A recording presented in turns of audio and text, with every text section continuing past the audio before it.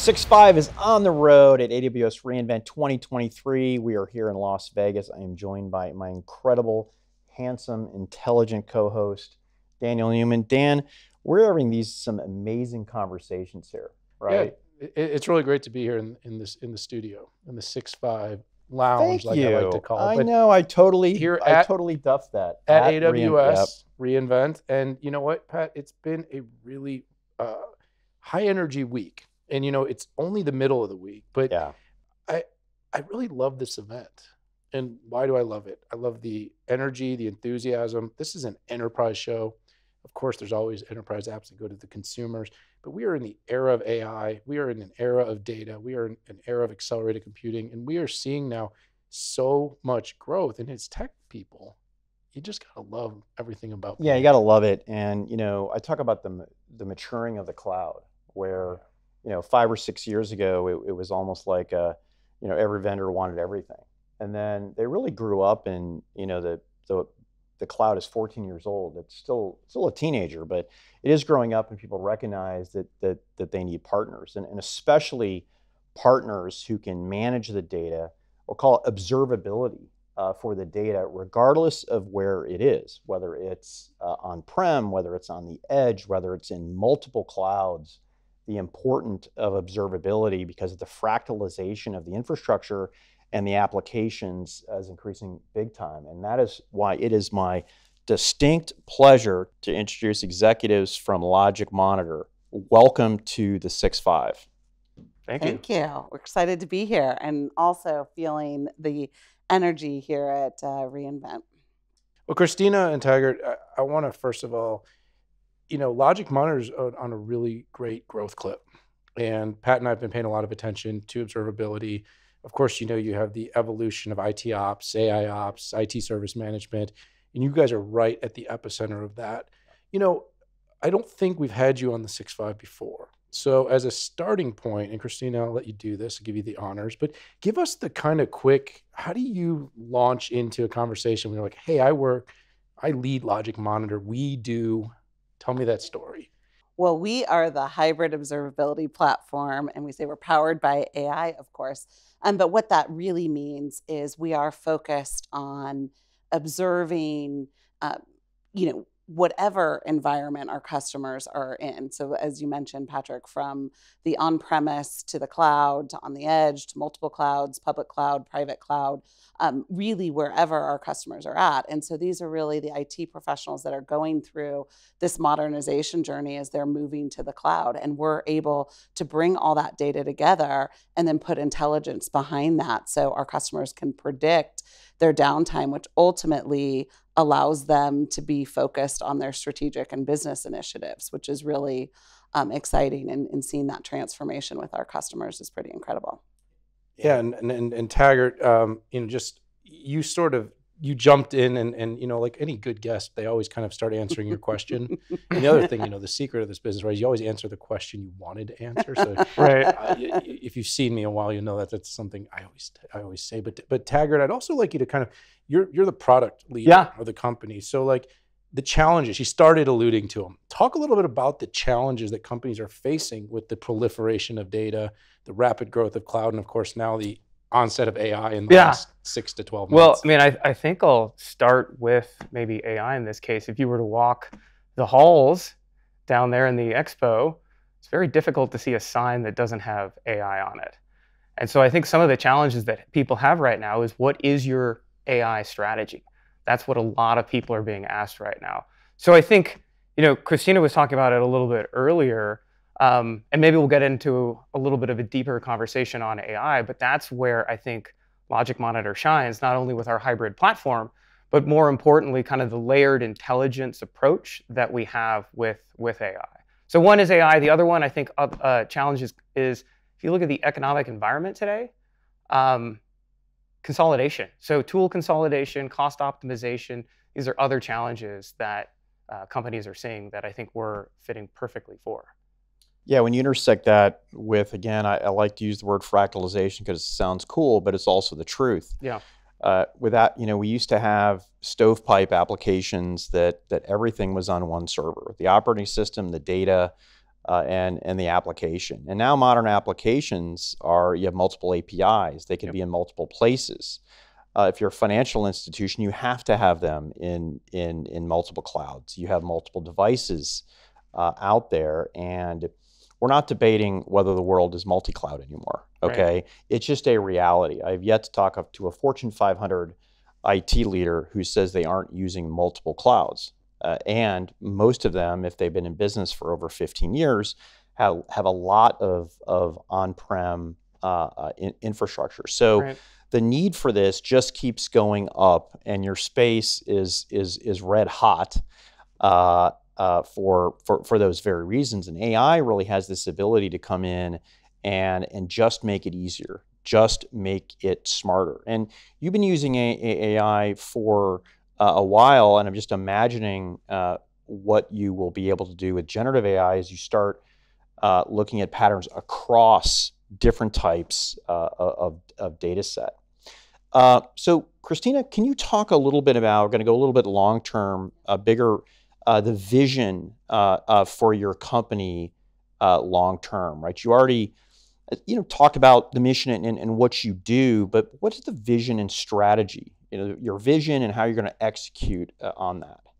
Yeah, I mean, absolutely. And I think what is exciting is AI, we say, it's been in our DNA from the beginning, and really been using these machine learning techniques. But the generative AI is really exciting because then we can start getting into more business recommendations. And so when we talk about being the strategic partner to CIOs, that's what does that really mean? We start with being able to get the data, this important data that is fractured from everywhere, bring it together. We apply this intelligence now so that we can get more predictive.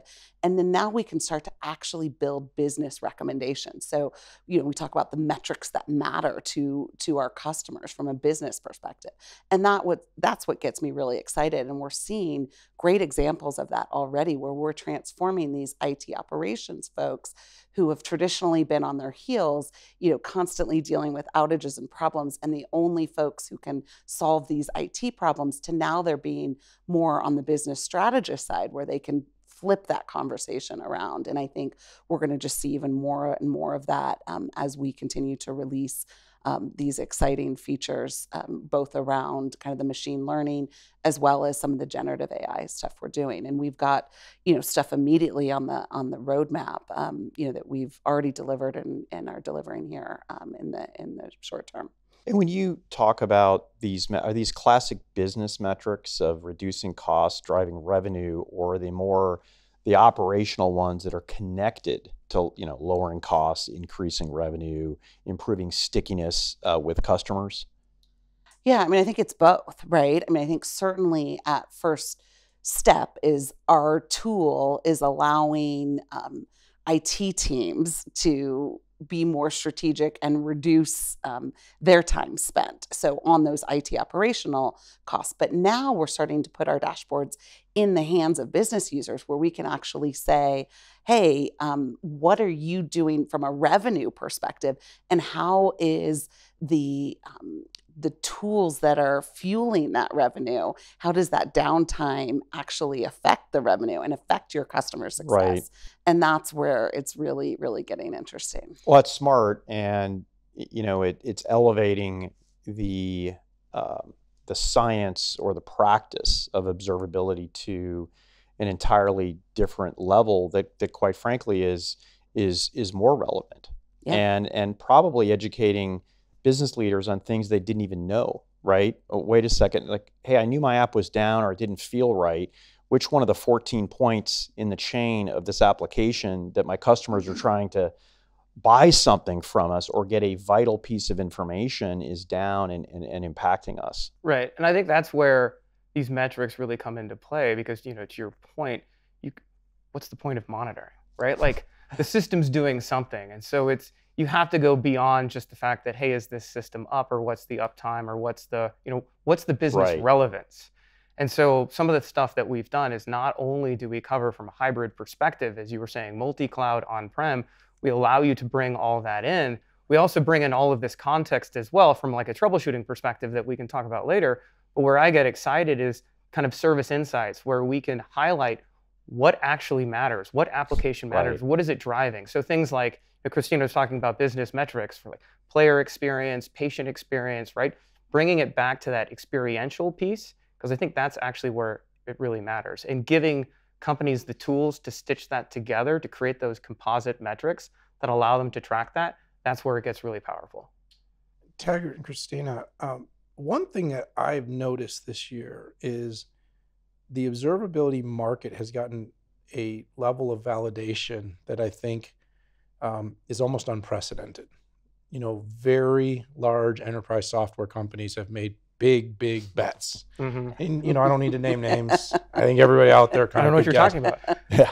No, but and obviously it's easy, like I like to think Gartner doesn't exist, Right. I mean, geez. But, in truth, I also sometimes think the validation of the big players is an accelerant for companies like LogicMonitor when you know what I'm saying? Like it's bringing attention and they're like, okay, well, clearly this is a thing. Yeah. We don't necessarily have to get it there. We can get it out. Right. But, right now you've got these ITOps needs, you've got CloudOps needs, you got AIOps needs. How are you sort of taking what she's saying as the vision, Taggart, on the technology and product side to clearly meet this vision of what the industry is saying? The industry is saying we can do it. How is LogicMonitor approaching that and making sure that you're winning your share of the opportunity that's growing very quickly, serviceable? For sure. So for those personas, like I think the first one would be the hybrid platform. So we talk about everyone's moving to the cloud. Well, the reality is it's more of a continuum where, yes, some workloads are moved to the cloud, but other workloads are actually better set on-prem. And you're actually seeing some repatriation of that as well. Yeah, I mean, we're 14 years in the public cloud, and 75% of the data is still on-prem, and 90% of the spend in IT is still on-prem. And none of us are cloud deniers, but what's undeniable is that it's not as easy, and there's not as many reasons to just move everything up to the public cloud. So the world is and, not or, right? Yeah. And there's very few players that are focused on that hybrid experience, right? You've got fully in the cloud or fully legacy players. And we, born in the cloud, SaaS-based, but are focused on that hybrid piece. And getting back to some of those pain points, one is being able to have that hybrid ability where we can pretty much monitor anything with an IP address, be it on-prem or in the cloud. But two kind of comes into the context. So just because I'm monitoring it, so what? I have to, if there's an issue, if I have to track something down and there's some alert, now I need to figure out what happened. So one of the other things that LogicMonitor has is kind of this concept of context. So it's not just metrics, but it's also logs and events as well, and stitching those together. So for those kind of pain points for IT ops or even cloud ops is rationalizing that into a way where you see that alert, you can see all of that other context. Now, the last challenge gets really noisy when you have all of this information, and that's where kind of this layers of intelligence that I talked about earlier becomes really, really interesting. Because again, if you're dealing with an outage, do you want to look at 100,000 logs or 1 million logs? No. Our system can help identify the anomalous logs. It can also do things like sentiment and semantic analysis where we do pre-grouping for you. So as an end user, when you're trying to track that stuff down, not only do you have all the information, but you have the information that's kind of like pre-filtered from an intelligence perspective, so you're focusing on the stuff that matters. So that, I think, is probably the second one. And then the third one, we talk about looking at these workloads, is cost and cost rationalization, because you do need to understand how do you, again, in this economic environment, people are being pushed to do more with less. And so making sure that you're running optimal systems is pretty key. So where you are right now, I mean, there's so much to be done. And I'm sure, Taggart, you're saying, yeah, welcome to my world, okay? we never talk about that. I'm never like faster or you can do more. Exactly, and I'm just curious, what is your North Star for deciding what's a priority and what's not a priority? Because, I mean, we all know that generative AI wasn't invented last year, okay? There have been a big body of research, and I think we also know that generative AI is not better than machine learning for all types of problems you have to solve. And in tech, we live in a world of ands. I mean, we have analytics and ML and DL and generative AI. So what is your North Star for what you do first and how you prioritize? Well, I'll start and then Taggart can kind of go through. I mean, at the heart of it is we put our customers at the center of it. And so we're always working with our customers and saying, what are your needs? Where are you? Where can we focus on? And so we were able to co-develop with them. We're able to get stuff in their hands before it's even, fully released. And that makes a huge difference, is to be able to be in there with them. But second of all, I think it is staying true to our core, which is absolutely, we are here for the CIOs, kind of the office of IT, as they are going through this continuum, through this journey, as they're thinking through how do they manage these workloads. And we're focused on that. And that is our sweet spot. And that is, we're not trying to be everything to everyone. And it's really, really important. And then we've always owned this data. And so we've always had AI as part of our DNA. And so it's just natural for us to continue to evolve as the technology is as well. And then, Taggart's team is working closely and helping kind of identify how we prioritize within that. Right. And I would say the first thing that Christina said is focusing on the customer and the customer needs. And so that's where you talk about generative AI, like we'll get there and we have stuff in the works around that. But frankly, when we think about product and product innovation, it's really purpose built for what are the problems we're trying to solve and focusing on the ones that exist for our customers today. So hybrid observability, super, super critical to make sure that we can pretty much monitor anything. The second one comes into like MTTR. So if I'm trying to troubleshoot something, do we have the context? Right. And so that's making sure that we stitch all of that stuff together. And I would argue the things that I was talking about earlier, we were talking about earlier on business metrics as well, is pushing it a layer up to make sure people understand the service and business metrics that associate back to those workloads. So that's critical. And then the last one in terms of innovation, again, with AI, it's purpose built. I keep pushing on that all the time. Like, let's not just have this logo AI on the corner. Right. No, what is the problem you're solving and what's the level of intelligence that you're using to solve it? Some of the stuff could just be like stochastic inference. It could be like forecasting. Other stuff is more heavy ML, where we're doing like anomaly detection for alert storms. So we're very, very focused on that stuff. We're also excited about the generative piece as well. But again, we're also being cautious on making sure what are the problems we're trying to solve. A great one is if you're troubleshooting, generative to me helps with like dynamic runbooks. So what are the things that others have used before to help solve some of those problems? And how can we bring up that dialogue in an interactive way that really, really helps with the troubleshooting? Oh yeah, I was just going to say, I mean, I think that is a differentiator for us, is that we've started out in this hybrid space, and so we know the data, and this data quality is we own it. We have the context. We've got that, and that's a huge advantage for us. It's our core. Yeah. You can see me getting excited here. Yeah. Yes. One of the things, like, and again, not pushing on competition or anything like that, but there are a lot of these like AI ops solutions that are bolt-ons that simply have awareness based on APIs. That's pretty much how they pull the data. Well, to Christina's point, we're the ones monitoring all of those instances, all of those services, and we have all of that context, all of that topological information, and all of that gets pulled into our system as well. So if you think about like prediction and capabilities, all of that metadata and that context, we can actually push into our models, and that's where I get really, really excited. Sorry, I get excited. No, it's great. Listen, I love products. I get excited about products, and I get excited about people getting excited about products. So we're all in this. Okay, good. All right. And if I may say, as we sort of wrap this up, is you'll never go wrong when you are customer obsessed. I've never seen a customer obsessed company with a good product do poorly.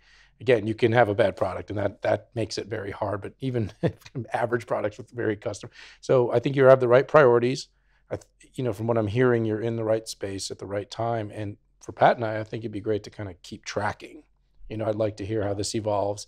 I'd like to see how generative becomes a bigger part of your platform. And it sounds like the kind of born, purpose-built hybrid approach is really meeting where at least our conversations are with the actual end customers. Yeah, and the reality is the say-do ratio for generative AI is like 95/5, okay? And we all know it, we all talk about it, but as a tech industry, we're all excited about the potential, but the reality is that enterprises are slow rolling. I mean, they just are, and they're starting at very low risk internal data and things like that. But yeah, I agree with Dan. I mean, on the customer obsessed, I also demarcate between that as a marketing tagline and the reality of it.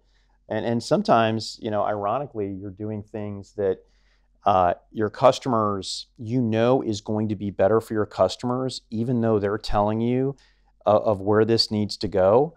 And that's where the challenge comes in, because in a way where you might have more vision about what the future looks like. And that's a tough one, but customer obsessed companies, they make those hard decisions. And again, thanks for coming on the show. Really appreciate the time. Yeah, well, thank you. Yeah, thanks for having us. Absolutely. Great. All right, everybody, you heard it here in the 6.5 Lounge at AWS reInvent 2023 in Las Vegas. Hit subscribe, join us for all the coverage here at the show, and of course, join us for all of our shows, because we enjoy these conversations. Great executives, great thinkers, great leaders, great technology. But for this show, for Patrick Moorhead, for me, we gotta say goodbye. See y'all later.